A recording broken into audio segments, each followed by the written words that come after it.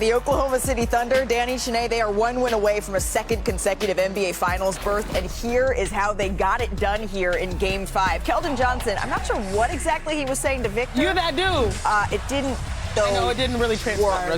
Just one day. Both stars actually struggled to start this game. Shea, he struggled early, just 1 for 5 in the first quarter, but the difference maker is that everyone else combined for 9 of 15 for OKC here, and then they really limited Victor Wembanyama, Shanae. Yeah, Victor Wembanyama, anytime he's shooting from 3 and missing, you're going to actually breathe a sigh of relief if you're the Oklahoma City Thunder. Look at how well they did. I know it was an off night for him, but it was just tough to see him miss his bunnies. Yeah, and Mark Daigneault, despite many of us, I'll include myself in that us, saying, is this Hartenstein series, stuck with him? And he was impactful. Here, though, Shea drops Victor. Shooter's bounce.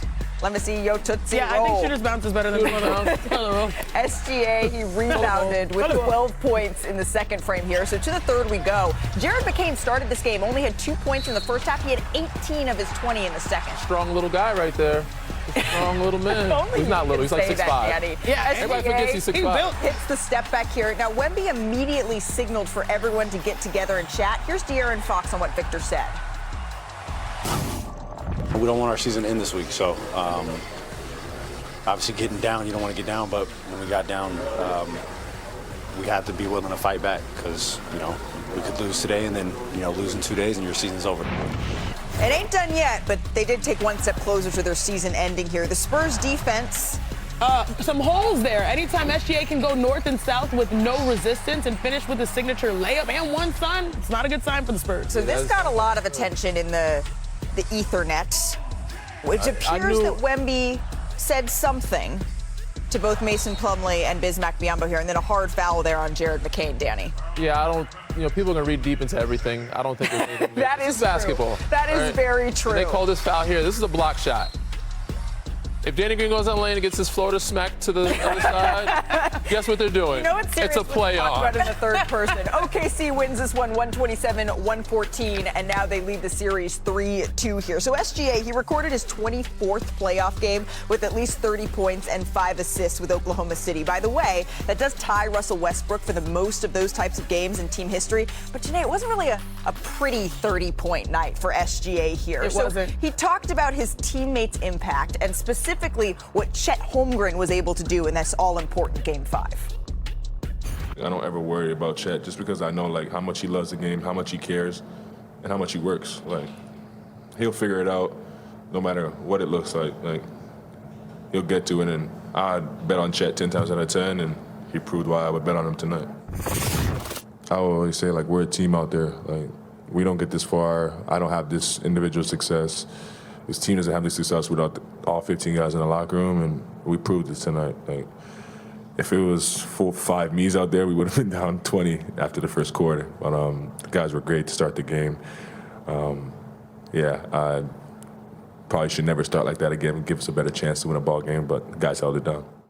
I feel you, Shea. I'm a utility player. 5 me's out there, we ain't doing much. I need Shanae, I need Danny. But this was an impressive win for the Thunder. I loved what Brian Windhorst said on our show yesterday, Shanae. He said the Thunder are never desperate. And they fully showed this, Danny, in that last game. They did, and the bigs came to play. Got to give a lot of credit to Chet. We called him out. Everybody's been calling him out throughout the whole week or the last couple of days because he hasn't showed up much. But they rebounded. Isaiah Hartenstein's been rebounded, but Chet, he put himself in position, took advantage of the smalls, got them in. Whenever one went to go help, he was ducking in. Isaiah was ducking in. Went to the offensive glass, was more assertive, more aggressive. You see, these are plays that he normally doesn't have. He's looking for a shot, being aggressive, getting his spots, getting to the glass. So these little things, this activity changes the whole dynamic, changes the whole atmosphere and energy of their group. When he came to bring it, it allowed everybody else to kind of follow suit and make it easier for SGA. I'm sorry, guys. I watched the Michael Jackson movie, and it lives rent-free in my head. And we know Shea Gilgeous-Alexander. He's like, I'm bad. He's a bad man. He truly is bad. He's averaged 30 points per game the last 4 seasons. Even on bad nights, yeah. But even on bad nights. But one thing he's always going to do regardless is still trust his teammates. And this was on full display. Caruso with the screen to get him open. Hartenstein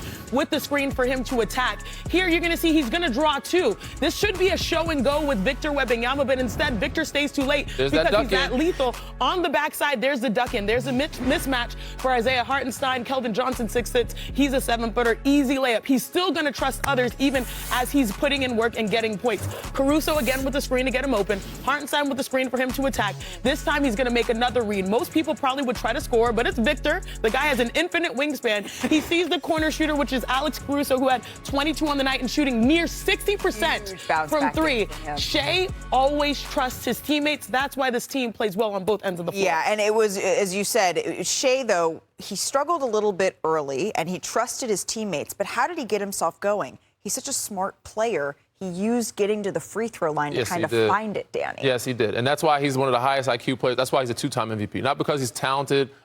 With those things, he is talented. He's crafty. He's athletic. He's deceptive. Nobody knows his speeds. But he's smart. And he knows how to draw fouls. Like, he got himself into the game time and time again by putting these guys in position to foul him. And obviously, of course, embellishing a little bit, selling it some. But he knows how to use his body. He knows how to use angles, put them in position, pump fake, get them in the air to where they have to draw fouls. And eventually, you get enough free throws to go down. He shot 17 of them. Right. You're going to find rhythm. After he got those two, I think it was mid-first or second quarter, got those 2 free throws to drop, next you know, he hits a mid-range. Then you get the shooter's bounce. And now he's in rhythm. So him going to the free throw line was smart, not only for his team, but for himself to get himself going. And Shea also knows how to control his emotions. There was a key moment where this happened in the series where he was cooking, he was going one-on-one. Do you guys remember this? And Jared McCain was calling for the ball. Yes. And he turned, he was like, chill. I don't know if he said chill. He said, calm the There was some down. expletives in there as well. There were. But I like this pairing. Jared McCain starting, they're like fire and ice. Shea is cool. He's going to always be consistent. But they needed a little firepower knowing that A.J. Mitchell, J-Dub were out. And so what do they get now? Now they get a guy who comes in, and when he was asked in the post-game conference, they're like, Jared he oozes confidence. And that translates to the play that they need on the floor. Yeah, and you hear Jared McCain say it. He's, I don't know how I got so lucky. I'm having the time of my life. And that certainly translates to the floor. And a lot of this, yes, it's what Oklahoma City did well, particularly after the dud of a game they had in San Antonio in Game 4. But the Spurs, they didn't look like they had that sort of punch from the jump here. Let's take a listen to Mitch Johnson, what he had to say after the loss.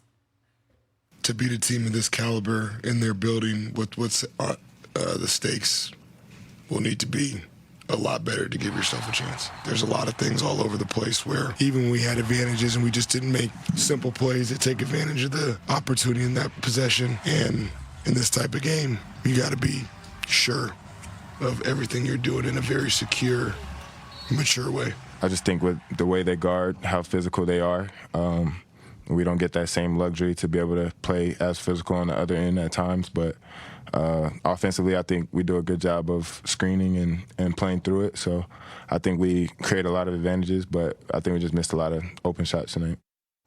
So notably, Victor Wembanyama did not speak to reporters after Game 5. It's pretty unusual, I think, for the young superstar. The NBA, remember, requires players to be available to speak after games, and this was the biggest game of Victor Wembanyama's career, and so I would have loved to hear from him. Now, the NBA has warned Victor about not speaking to reporters, and certainly this isn't something that they're going to condone happening again here.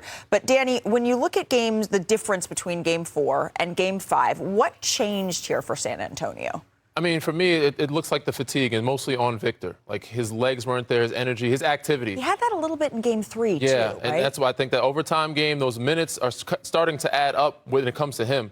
And his rebounds are a direct, reflection, and you can see the correlation. When he's rebounding, that shows his activity. When he's having 8 or more rebounds a game, they're 7-2. When he's under 8, they're 2-4 now. So he doesn't get his own rebound, throwing it up off the glass. Yeah. He's not able to get that as much. Them keeping away from the paint, obviously he's missing some chippings, some bunnies, but he's always able to get those second chance points, which he wasn't able to get in Game 5. And that shows, like, his fatigue to me. He had an alley-oop opportunity that didn't go through. Like, there's a couple of possessions that showed he was half a second late on Shea making a layup, not blocking it. You know, Hartenstein getting a floater. He's like half a second late on these blocks. So them shooting 69% at the line or against him at the rim is very unlike him. So Uncarrious' game is one of his probably worst games of the postseason. Worst plus minus of the postseason, a -8 for Victor. Yeah, so them shooting 69% is probably the worst stat that I've heard when it comes to him, because it usually affects the game. If he's not having a great offensive night, defensively he can make it up by deterring them from getting to the basket and also blocking some shots, and I didn't see that last night. This, to me, was the welcome to the NBA playoffs moment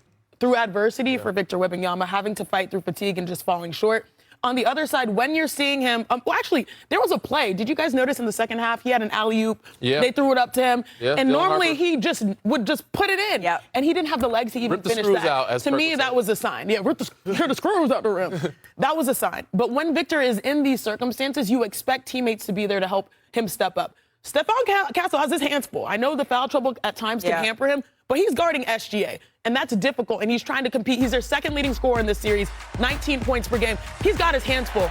The Dylan Harpers, the De'Aaron Foxes, who we know are not 100%, Sure. that to me is where they need the boost. And it's hard because in the postseason you want to be healthy, but not everyone is healthy at all the right times to help Victor Wembanyama sort of create some energy. Right. When your two stars are shooting 8 for 30, and I'm going to put De'Aaron Fox and Victor Wembanyama as those two stars, the anchors, the elder statesmen in a lot of ways of this team, that's not a recipe for success. However, I do expect this to go 7. This is the kind of setup that Victor Wembanyama has a huge bounce back game. Because after game 3, I thought the same thing. There's no way that he has more gas in the tank. And then he had this enormous game 4. And so that's the type of bounce back game we've come to expect from Victor Wembanyama. This is where stars get made. We still got a lot to go here on NBA Today.